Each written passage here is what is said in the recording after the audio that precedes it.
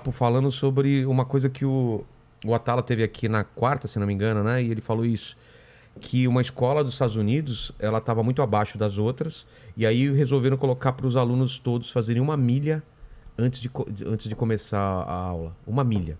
1 milha. Eles descobriram, de repente, aquelas notas baixas, elas não só foram mais altas do que as outras escolas dos Estados Unidos, como eles ultrapassaram muitos países, entendeu? Legal. Então, ele descobriu essa relação do exercício, da atividade física, né, de você se movimentar, não só como benefício de taxa de gordura e tal, mas pro cérebro, cara.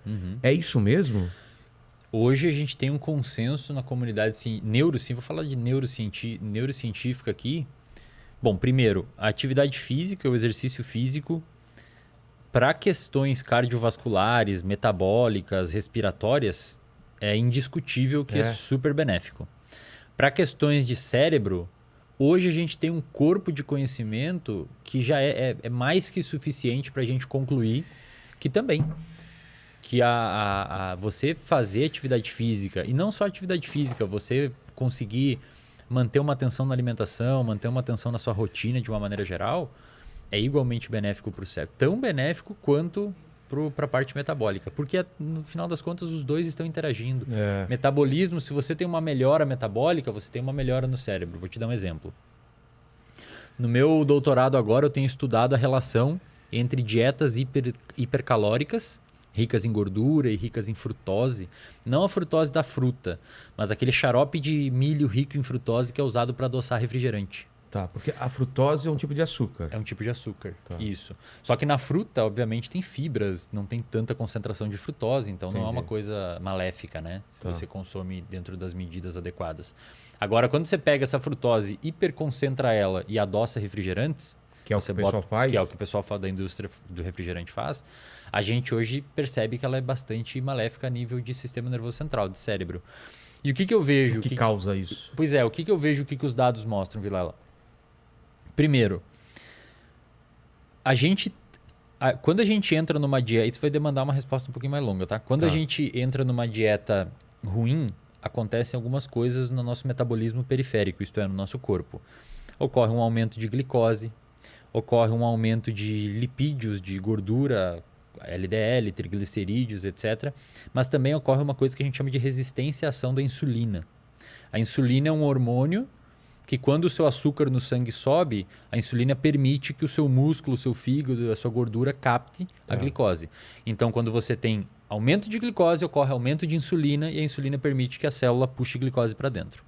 Diabéticos, que têm uma alta taxa de açúcar no sangue, de glicose no sangue, eles têm um quadro chamado principalmente no diabetes tipo 2, um quadro chamado de resistência à ação da insulina. Ou seja, a pessoa comeu tanto açúcar, comeu tanta coisa, que meio que o pâncreas, que é o órgão que libera insulina, liberou tanta insulina que a célula ficou resistente. Então a célula já não identifica mais se tem ou não insulina ali e, portanto, não permite captação de glicose, a pessoa fica diabética. Ponto importante. Hoje a gente sabe que a gente tem insulina no cérebro. Ah, é? A gente tem insulina no cérebro. Mas o mais interessante, cara, é que os nossos neurônios, que são as células que a gente tem no cérebro, um dos tipos de células são as células funcionais do cérebro. A gente tem 86 bilhões de neurônios, com B, 86 bilhões de neurônios. As células do cérebro, elas não dependem de insulina para captar glicose. Elas captam glicose não precisando da insulina. Aí por muito tempo se perguntaram por que a gente tem insulina no cérebro então? A resposta é que a insulina no cérebro ela atua em formação de memória, ela atua em foco atencional, em você prestar atenção nas coisas, ela atua em melhora cognitiva geral. Tudo isso é necessário para você passar numa prova, como a Atala falou lá dos estudantes. Então quando você melhora a sua capacidade de metabolização periférica da insulina, de utilização periférica da insulina, você melhora também a sua utilização central dela. Entendi. Então é impossível a gente dissociar mente, cérebro e corpo. As duas coisas são unidas. E quando você faz uma atividade física, você sinaliza para o seu cérebro que está tudo bem na periferia e melhora a microbiota, várias outras coisas importantes. Isso é um ponto. Então você diminui inflamação, coisas que a gente pode conversar. E a nível do sistema nervoso central, a nível do cérebro, você aumenta várias coisas importantes para o aprendizado de curto a médio prazo. A curto prazo, Vilela, se você, por exemplo, levanta de manhã ou ao meio-dia ou à tardinha, algum horário que você decide fazer atividade física e você dá uma caminhada de 1 milha, uma caminhada que for, não precisa ser nada muito, muito intenso, você vai aumentar as suas catecolaminas, isto é, noradrenalina, as suas monoaminas de uma maneira geral. Você tá inventando essas palavras. Não. Pega a mina, traz a mina, né? Josemina. Josemina. E aí você aumenta a dopamina, você aumenta a noradrenalina, etc. Dopamina, depois a gente vai falar dela. Dopamina, vamos falar. E esse aumento é... Cara, trocando em miúdos, assim, basicamente, quando você faz uma atividade física, você formula uma sopa química no seu cérebro que permite você aprender melhor. Entendi. Isso a curto prazo. A longo prazo, você aumenta a quantidade, a produção de fatores que a gente chama de fatores neurotróficos. Isto é, são fatores que permitem o seu cérebro se moldar e melhorar. Porque o nosso cérebro é quase como se fosse uma impressão digital do nosso comportamento. Ele se molda estruturalmente, inclusive fisicamente, de acordo com o que a gente faz.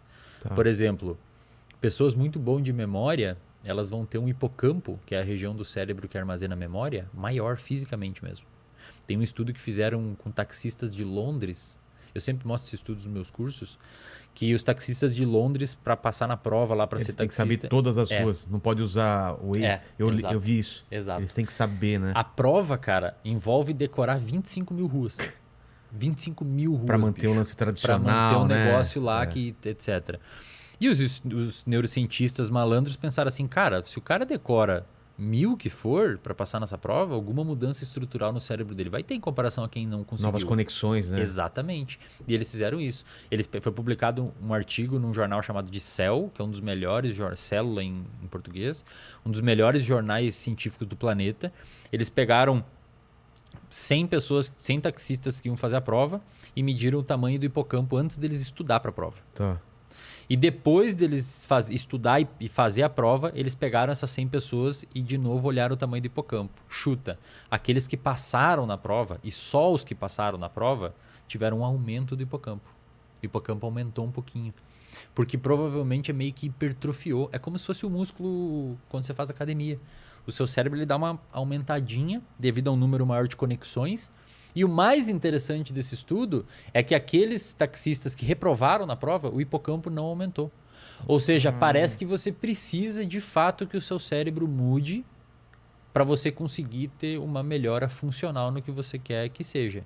Então, quando você pega essa galera, voltando lá ao comentário do Atala, quando você pega essa galera e coloca eles fazer atividade física, 1 milha que seja, cara, você está permitindo... E é caminhando, né? Caminhar 1 milha é uma coisa aparentemente simples, Exatamente. Cara, só isso já faz uma diferença. Muito, muito. Você está permitindo que o corpo melhore, você está permitindo que o cérebro aumente esses neurotransmissores a curto prazo e a longo prazo o hábito vai se formando e aumente esses fatores neurotróficos que permitem... Você está basicamente dando um boost no organismo dessa pessoa. É quase que um hack. Você está... É fora do comum, assim, o quanto isso é benéfico, cara. E o oposto também acontece, Vilela. Tem bons estudos que mostram essa área que eu tô investigando agora de dieta e memória e depressão e tal. Cara, por muito tempo a gente imaginou que era necessário vários meses, se não anos, ou pior, era necessário você ter uma modificação fisiológica para a dieta fazer mal a nível de memória, humor e tal. Esses tempos saiu um estudo numa revista chamada de PLOS ONE, mostrando que 4 dias tomando um café hipercalórico, é um café que eles davam milkshake com sei lá o quê, um café super hipercalórico, 4 dias de café hipercalórico foi suficiente para prejudicar o armazenamento de memória de estudantes saudáveis. Não lembra do Super Size Me? Aquele cara que ficou 1 mês, foi 1 mês, né? Não sei se você lembra, Lene. um mês no McDonald's, só se alimentando no McDonald's, foi um o mês. estrago que fez. Não, Foi um mês. O cara teve que... Imagina. O cara teve que parar, né, meu? Ele tava entrando em depressão. É. Então, hoje a gente sabe que essas paradas dela de atividade física, comer mal, inatividade física, não precisa mais ser crônico. Agudo Entendi. já é suficiente para fazer um estrago.